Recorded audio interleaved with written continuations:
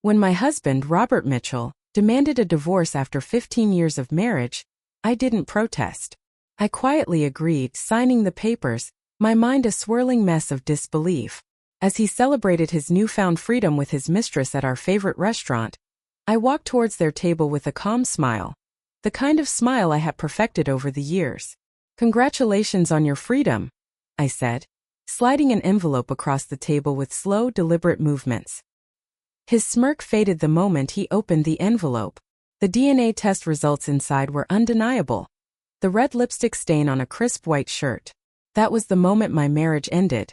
Not with a scream or a dramatic confrontation, but with the quiet, numbing horror of discovery. I stood there, frozen in our walk-in closet, the dress shirt belonging to my husband hanging from my trembling fingers. The exact moment is etched in my mind as if it happened yesterday. It was Tuesday, 9:17 a.m. The twins, Ethan and Olivia, were at school and Emma, our youngest, was at her piano lesson. I had been gathering clothes for the dry cleaner when I noticed Robert's gym bag tucked behind his row of polished shoes. The zipper was partially open, revealing a crumpled shirt, one he had supposedly worn during a late-night emergency surgery. But the stain, it wasn't medical. No surgeon would wear that shade of crimson into an operating room.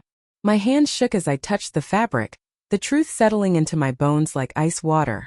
For months I had ignored the warning signs. But now, standing there in the dim light of our closet, I could no longer deny the reality. Robert Mitchell, the respected cardiac surgeon, my husband and father to our 3 children, had another woman's lips on his clothes. My world, the world I had meticulously built, crumbled before me. The life I had known, the life that had seemed so perfect, was a lie. The irony was almost too much to bear. For years, Robert's colleagues had referred to us as the perfect Mitchell family. Him with his steady hand saving lives daily. Me with my unwavering support for him and our family. Our home, an elegant Georgian house in the picturesque neighborhood of Maple Ridge, with its neatly trimmed lawn and classic white picket fence, looked like something out of a magazine. The American dream personified. "Jennifer makes it all possible," Robert would say at hospital fundraisers, his arm draped around my waist, a glass of wine in hand. I couldn't do what I do without her. The other wives of his colleagues would smile politely, but I could see the envy in their eyes. We had everything. 3 beautiful children, financial stability, and a partnership that had weathered the grueling years of medical school, residency, and Robert's rise to prominence. Or so I thought. Looking back now, I realized the signs were always there. Robert had started working later hours, claiming that the hospital was understaffed. Weekend golf with colleagues became more frequent. Our conversations grew shorter, more focused on the practicalities of daily life, scheduling the kids' activities, discussing household chores, planning social obligations that would further his career. When Robert was promoted to chief of cardiac surgery last spring, I organized a surprise party with all of his colleagues. He smiled and thanked me in front of everyone, but later complained that I had embarrassed him in front of the board. That night, he slept in the guest room, claiming exhaustion. "It's the pressure," I confided to my sister on the phone the next day. "The promotion comes with so much responsibility. Men in powerful positions often change, Jen," she warned. I dismissed her concerns, thinking it was just bitterness from her own failed marriage. But the emotional distance between Robert and me continued to grow. He claimed fatigue from long surgeries, and when he turned away from my touch, I tried everything. I bought new lingerie, scheduled date nights, followed all the advice in women's magazines to keep the spark alive. But Robert participated only half-heartedly, his attention always drifting to his phone during our carefully planned evenings. "Is everything okay between us?" I asked one night after he barely touched his favorite meal. "I'm just tired, Jen. The Henderson case is complicated," he muttered before retreating to his home office. The door clicked shut behind him, and I could hear him on the phone late into the night, his voice low and hushed. I believed in trust. I believed in privacy. I never once considered checking his phone or email. That was for insecure women, paranoid women, not for Jennifer Mitchell, the perfect wife. But then our 15th anniversary approached, and I planned a romantic weekend getaway to Napa Valley, where we had spent our honeymoon. I needed to sync our calendars, so I casually reached for his phone, which lay on the counter while he showered. One quick glance to make sure he didn't have any work commitments that weekend. That was all I intended. But then a text notification popped up. The message was from someone named Dr. Rebecca Harrington. "Last night was amazing. Can't wait to feel you inside me again." The blood drained from my face as I stared at the screen, my hands shaking. The words seemed to blur before my eyes as the world around me tilted. I could feel my heart pounding in my chest, a sickening knot in my stomach. This was my husband, the man I trusted, the man who had built a life with me. I had never considered that it would be someone else, that our perfect life would be reduced to such a betrayal. But now the truth was undeniable. There was no escaping it. I dropped the phone back onto the counter, unable to hold it any longer. The world felt like it was collapsing. I stood there for what felt like hours, unsure of what to do next. The life I thought I had, the marriage I thought was unbreakable, was gone. My fingers trembled as I opened the message thread. And what I saw made my stomach churn. Hundreds of texts, dating back over 8 months. Intimate photos, secret plans, all carefully hidden while I was taking Emma to her recital, or helping the twins with their science projects. Cruel jokes made at my expense. "William, she's planning some big anniversary surprise. Rebecca, poor thing, still thinks there's something to celebrate." I quietly replaced the phone, my hands shaking as I set it back on the counter. I went through the motions, made his coffee as usual, kissed him goodbye as he left for the hospital. And then when the door shut behind him, I ran to the bathroom, vomiting until there was nothing left but bitter bile. The reality of what I had just uncovered felt like a lead weight on my chest, suffocating me, stealing my breath. That night, after the children had fallen asleep, I confronted him. We stood in our bedroom, the same room where we'd conceived our children, where we'd held each other through the miscarriages before we turned to IVF, where he had comforted me through my father's death. The room that was supposed to be a sanctuary. "Are you sleeping with Rebecca Harrington?" My voice was surprisingly steady. The words came out like a heavy weight falling from my mouth. He didn't even flinch. Instead, he methodically removed his watch and placed it on his nightstand. "Yes." His voice was cold, emotionless, and it sent a shiver down my spine. "How long? Does it matter?" he asked, looking at me with a level of coldness I didn't even recognize. It was like I was standing in front of a stranger, not the man I had spent half my life with. "I want a divorce, Jennifer." The calculated cruelty of his tone shocked me more than anything he had said before. This wasn't a confession. This was a sentence. An execution. The finality in his voice, the complete absence of remorse, left me standing there, completely stunned. "Why?" I whispered, barely able to push the word out. "Why are you doing this?" "I've outgrown this life, outgrown us," he said, gesturing around our bedroom, as if it were a prison cell. "I've given 15 years to this marriage, to these children. I'm 45. If I'm going to start over, it needs to be now." Start over. The words left my lips with an edge of disbelief. "We built this life together, William. Everything you are, everything I am, this life, it's all we've ever known." His laugh was bitter. "I save lives daily, Jennifer. What do you do?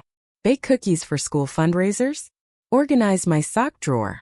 His words struck me like physical blows, each one a jab at everything I had ever done for our family. I had put my own career on hold to support his medical dreams, managed the home and children, hosted dinner parties for his colleagues to help him network, and sacrificed my own ambitions for his success. And now, in one cruel moment, it seemed that all of that meant nothing to him. "You'll be taken care of financially," he continued, his tone cold and businesslike, as if we were discussing a financial transaction rather than the end of a 15-year marriage. "The children will adjust. Children always do." That night, he slept in the guest room. I lay awake, reconstructing the past 15 years in my mind, wondering if any of it had ever been real. Was I just a fool? Had I been so blinded by my dedication to this marriage that I couldn't see the truth? The next morning before dawn, he left for the hospital. On the kitchen counter there was a business card for his lawyer, his divorce lawyer. The perfect life I had thought we'd built had been nothing more than a mirage. The cracks had always been there. I just hadn't been able to see them because I had been so dedicated to maintaining our illusion. What I didn't know at the time was that the lipstick stain and the affair were just the visible fractures in a much deeper and more insidious foundation that had been compromised from the very beginning. William's betrayal ran far deeper than I could have ever imagined, and the true nature of his deception would soon turn my world upside down in ways that would make his affair seem trivial by comparison. The day after William left his lawyer's card on the counter, I made an appointment with Patricia Winters, the most ruthless divorce attorney in Oak Heights. I needed to understand my options. I needed to prepare for the battle ahead. Patricia's first instruction was clear. Document everything, Jennifer. Especially the finances. That evening, after I tucked the children into bed with reassurances that Daddy was just busy at the hospital, I opened our home safe. Inside, I found 15 years' worth of financial records, tax returns, investment statements, property deeds. As I sorted through the papers, discrepancies began to emerge. At first, they were small things, missed transactions, strange line items, but as I delved deeper, the numbers began to add up. Monthly withdrawals, $5,000, $7,500, sometimes $10,000, had been made from our joint savings account. They had been directed to an entity called Riverside Holdings. No explanation, no paper trail showing where this money had ultimately gone. Over the past 2 years, nearly $250,000 had vanished. I contacted our bank the next morning.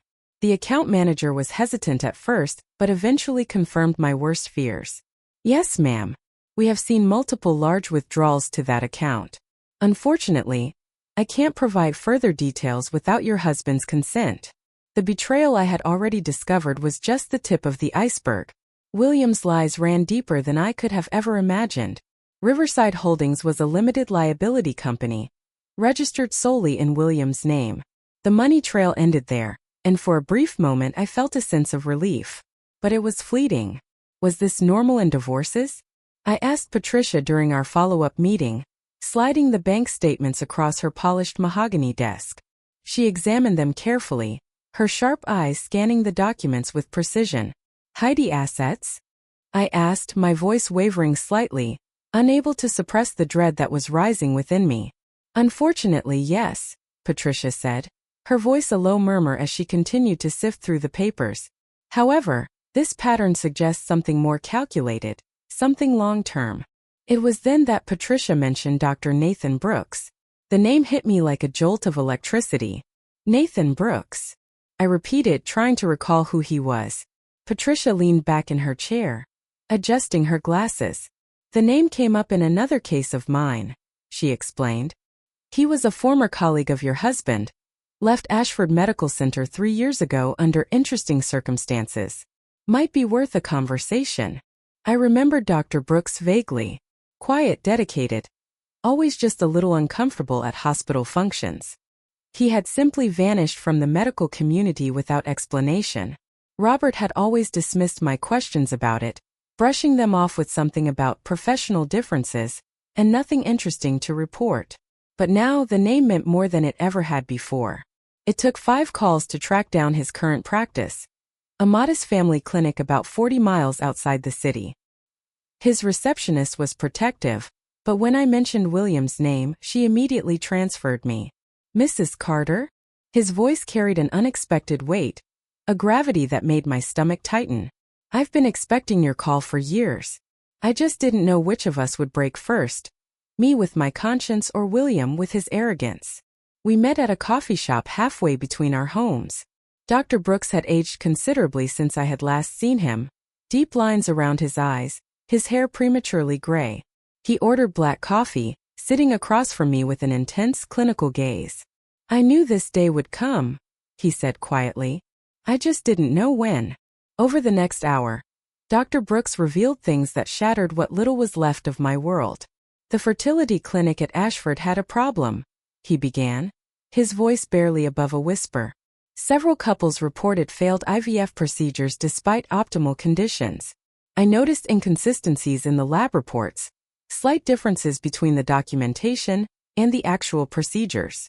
My hands trembled as I held my untouched latte. We had gone through 3 rounds of IVF to conceive the twins, another 2 for Emma. Each failure had been devastating, each success miraculous. I began to piece things together slowly, a growing pit in my stomach. Dr. Mercer, the clinic director, Dr. Brooks continued, was falsifying results, substituting specimens, manipulating success rates to keep the clinic's reputation intact and the funding coming in. When I confronted him, he admitted that William was aware of everything. More than aware, complicit. That's impossible. I whispered, my voice cracking. William wanted children. We both did. Dr. Brooks slid a thumb drive across the table, its presence now more ominous than ever. Hospital records, lab reports, and William's signature authorizing procedural modifications. His euphemism for tampering with specimens, including yours. Why? My voice cracked as the weight of the revelation hit me. Why would he do this? Dr. Brooks paused, choosing his words carefully. Originally, it was for career advancement. Mercer was on the board that later promoted William to chief. But with your taste, he hesitated. William has a hereditary heart condition, hypertrophic cardiomyopathy. It's mild in his case, but there's a 50% chance of passing it on to his children. A surgeon with his ambition couldn't risk having children who might have a condition that could reflect poorly on his professional judgment. The implications of his words crashed over me like a tidal wave. I gripped the edge of the table to steady myself. So, during our IVF treatments, he made sure his sperm was never actually used? I whispered in disbelief. The clinic used anonymous donors instead? Dr. Brooks nodded slowly. Exactly. William knew exactly what he was doing. I left the meeting with the thumb drive burning a hole in my purse, 1,000 questions swirling in my mind. Dr. Brooks also recommended a discreet genetic testing service. That night, after the children had fallen asleep, I took matters into my own hands. I gathered samples, hair from their brushes, saliva from their toothbrushes, even a comb of William's from the bathroom, one he no longer used. The wait for the results felt like a lifetime, each minute stretching longer than the last. In the meantime, William had accelerated the divorce proceedings. He demanded custody evaluations, claiming my emotional instability made me an unfit mother. His lawyer sent intimidating letters, questioning my ability to financially support the children, suggesting that my contribution to the family had been minimal. They offered a settlement that would leave me with barely enough to survive. Another calculated move to force me into submission. Meanwhile, I maintained appearances. I helped the twins with their science projects, attended Emma's recital, smiled during school drop-offs, and nodded politely when other mothers asked about William's absence. I would say, you know how it is. Hospital schedule. At night, I dove into research medical ethics violations, fertility fraud. The cases I found were devastating. Doctors using their own sperm instead of donors, clinics mixing up embryos, families discovering biological truths decades later. But nowhere did I find a case like ours. A husband deliberately ensuring his children weren't biologically his, creating a family on false pretenses while maintaining the illusion of genetic connection. The testing came back on a Tuesday morning. The woman's voice on the other end was professional, detached. We have your results, Mrs. Carter. Would you like me to email them? Or would you prefer to discuss them over the phone? I whispered, knowing I needed to see the evidence with my own eyes. The clinical language of the report couldn't soften the blow. The words on the page were stark and unyielding. The alleged father is excluded as the biological father of the tested children. The probability of paternity is 0%. I printed 3 copies. One for my lawyer, one for the safety deposit box I had opened in my name only, and one that I slipped into a cream-colored envelope with the Ashford Medical Center logo, taken from William's home office during those weeks of pretending nothing had changed. My hands no longer shook. The devastation had crystallized into something harder, colder. This wasn't just about an affair or hidden assets. This was about a fundamental betrayal, a betrayal that had begun long before our children were even conceived. William had deprived me of choice. He had constructed an elaborate lie that shaped 15 years of my life, my identity as a mother, and our children's very existence, all while positioning himself as the generous provider, the dedicated father, the brilliant surgeon saving lives. The truth changed everything. And now, I possessed the power to ensure it changed everything for him too. With the DNA test results in hand, my grief transformed into something sharper, more focused. William had constructed a false reality for 15 years, and now I would dismantle it methodically, completely. I began by reaching out to other families who had undergone fertility treatments at Ashford during William's oversight. Dr. Brooks provided a list of 27 couples who might have been affected. Most refused to speak with me, unwilling to question the origins of their precious children. 5 agreed to meet. The Millers had twins who looked nothing like them. The Patels had a daughter with unexpected medical issues. The Johnsons, Garcias, and Wilsons each had stories of miraculous conceptions after multiple failed attempts. Once Dr. Mercer took personal interest in their cases. "We were just so grateful," Sarah Wilson told me, tears streaming down her face. "We never questioned the how." My search led me to Diane Fletcher, a former nurse who had worked at the fertility clinic for 12 years. We met at her small apartment outside the city, surrounded by filing cabinets. "I kept records of everything," she explained, her hands trembling slightly as she pulled out a leather-bound journal. "Patient names, procedural modifications, signatures authorizing changes, everything. I thought I destroyed it all when I left," she added, but there it was, preserved in the pages of her journal. "Why didn't you report them?" I asked, my voice barely above a whisper. Diane's smile was bitter. "I did. Hospital administration, medical ethics board, even the police. Every time the investigation disappeared. Your husband has powerful friends, Mrs. Carter." She showed me entries dating back 8 years, meticulous documentation of specimen substitutions, falsified consent forms, and procedural irregularities. William's signature appeared repeatedly, authorizing protocol adjustments in cases with genetic concerns. In my case, Diane turned to a page marked with my name, the dates matching our IVF procedures. Special instruction from Dr. Carter himself. Specimen replacement authorized due to quality concerns. No donor identification recorded. I photographed every page, every signature, every damning note. As I was leaving, Diane pressed a business card into my hand. Medical Ethics Investigation Unit. Ask for Agent Dawson. Tell him I sent you. Michael Dawson worked for a joint task force investigating healthcare fraud. He'd been building a case against Ashford for 18 months, but couldn't penetrate the wall of silence surrounding the fertility clinic. "Your evidence could be the key," he explained during our first meeting. "But we need more. Financial records showing kickbacks, recorded admissions of guilt, testimony from someone currently inside." I committed myself to gathering everything he needed while maintaining the facade of a woman reluctantly accepting her divorce.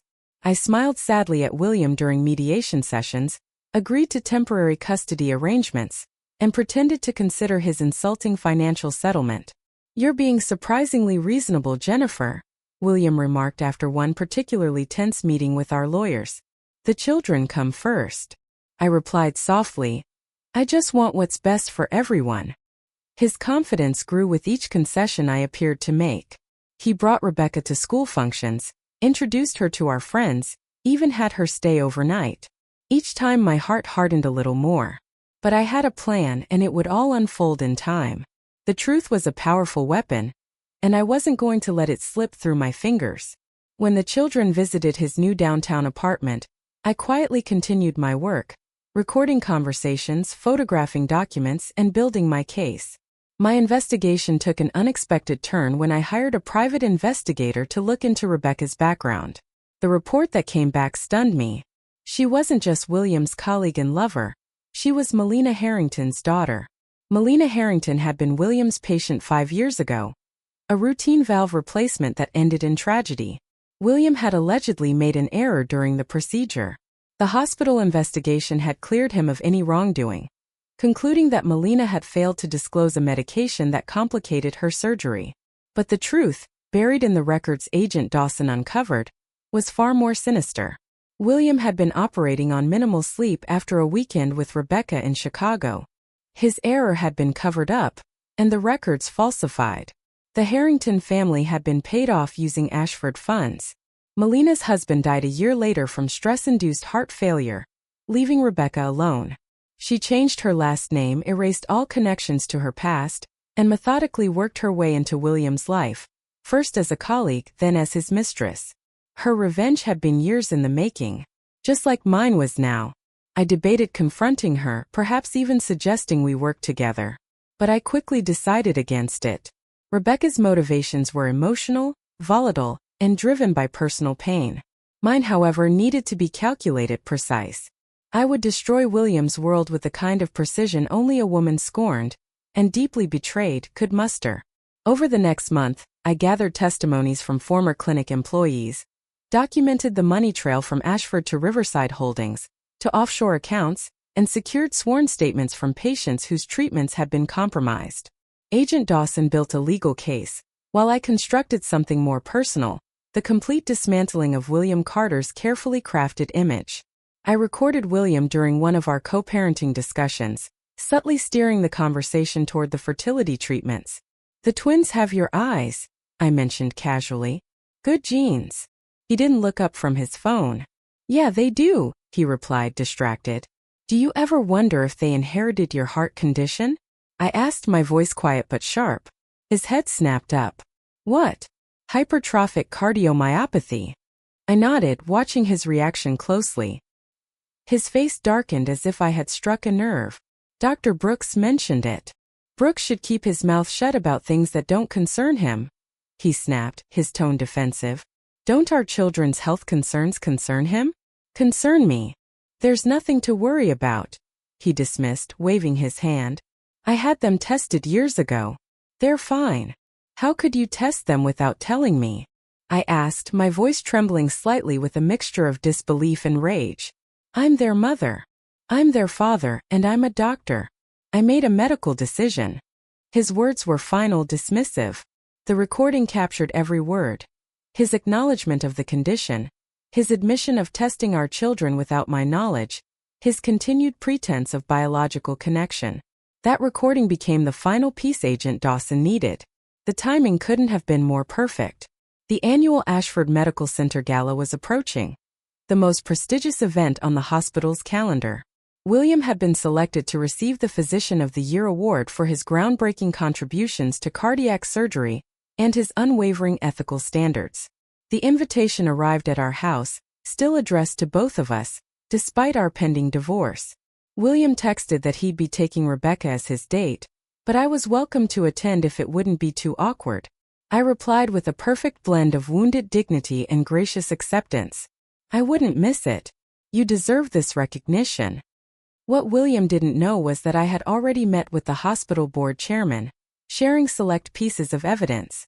A special session had been scheduled immediately preceding the gala, a session where Agent Dawson would present the full case against William, Dr. Mercer, and the fertility clinic. As I prepared my gala dress, a sleek black gown that Rebecca had once mocked as "suburban mom tries sophistication" in a text to William, I received another notification. William and Rebecca would be celebrating at Vincenzo's after the award ceremony, our special restaurant where he had proposed 15 years ago.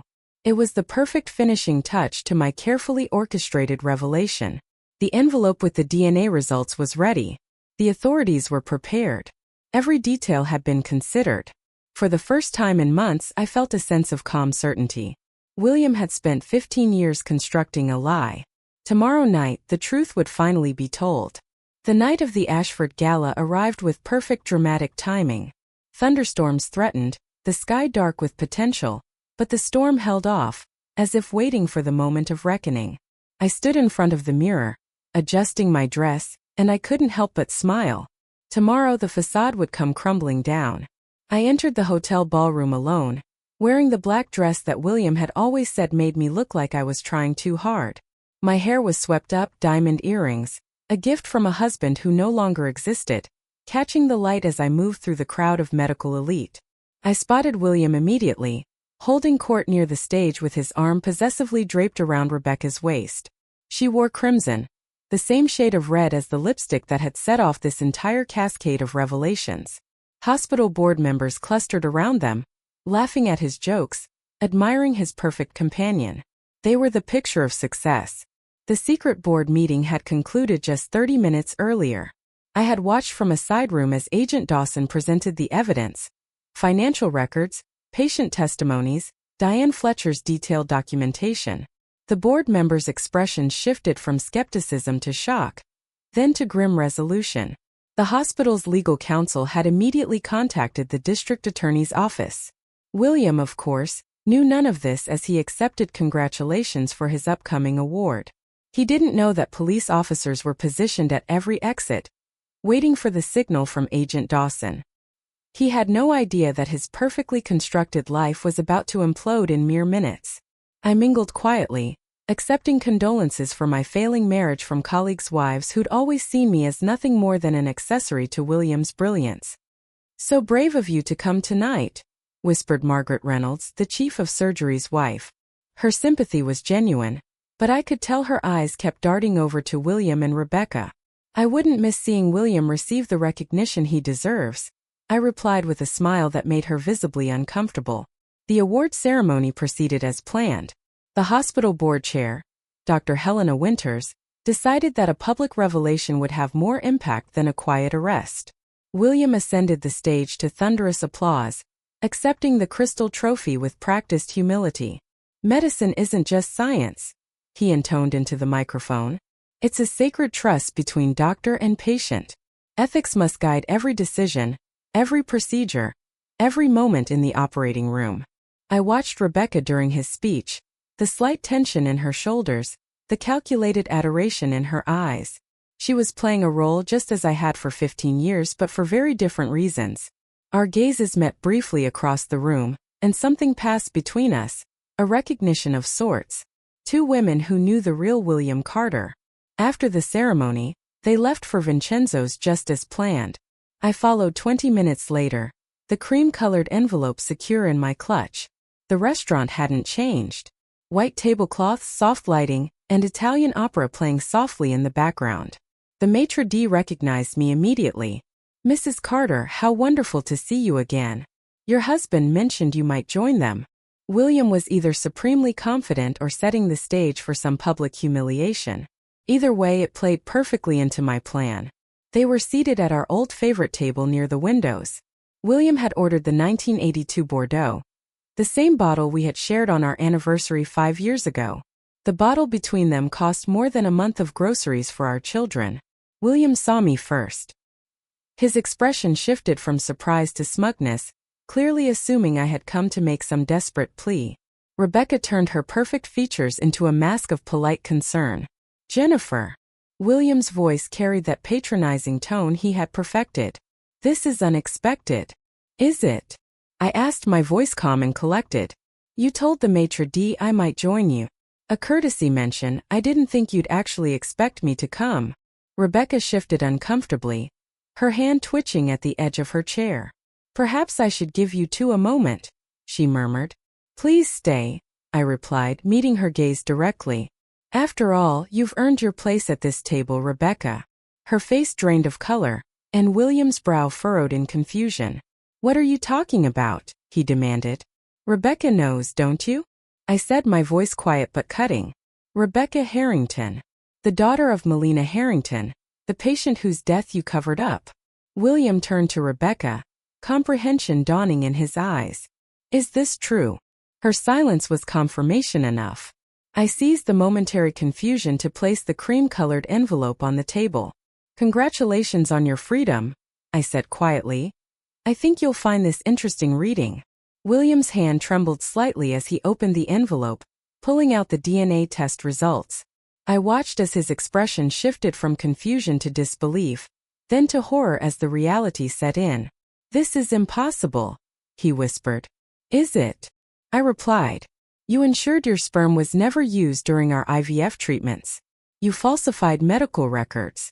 You lied to me for 15 years about our children's very existence." Rebecca stared at the paper, then back at William. "What is she talking about?" "Nothing," William snapped, trying to regain control. "Jennifer's fabricating stories because she can't accept our divorce."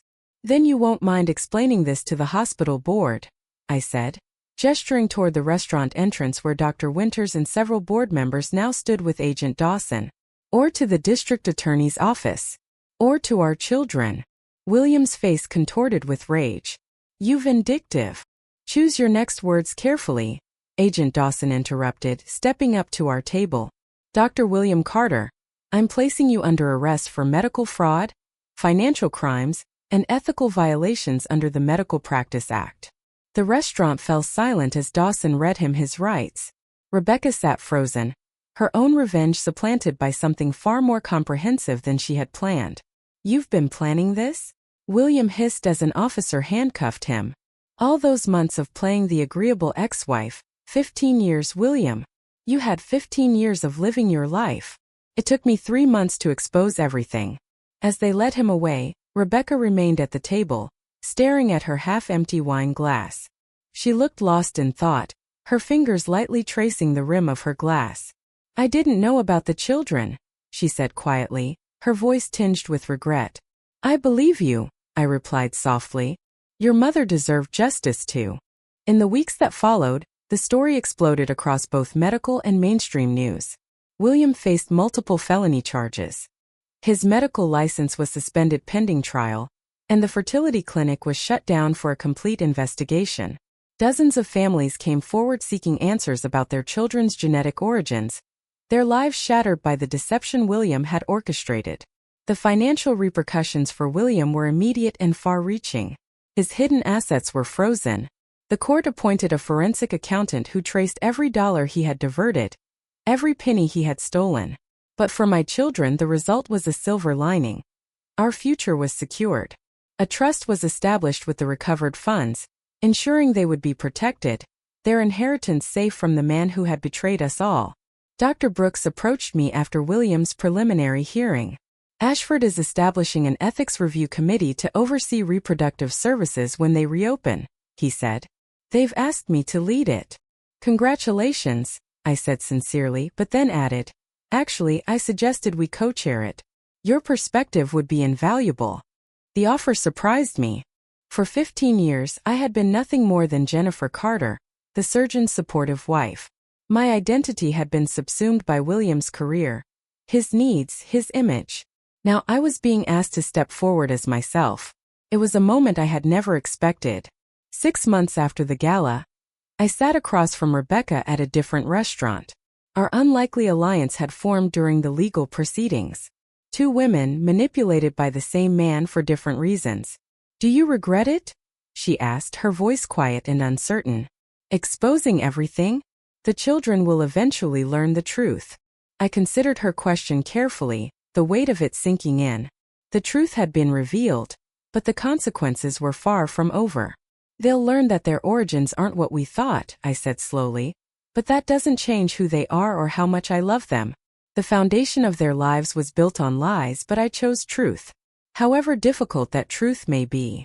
That night, watching my children sleep in the home we had kept despite William's attempts to force its sale, I felt something unexpected. It wasn't satisfaction or vindication, it was liberation. The perfect family illusion had shattered, but in its place was something authentic.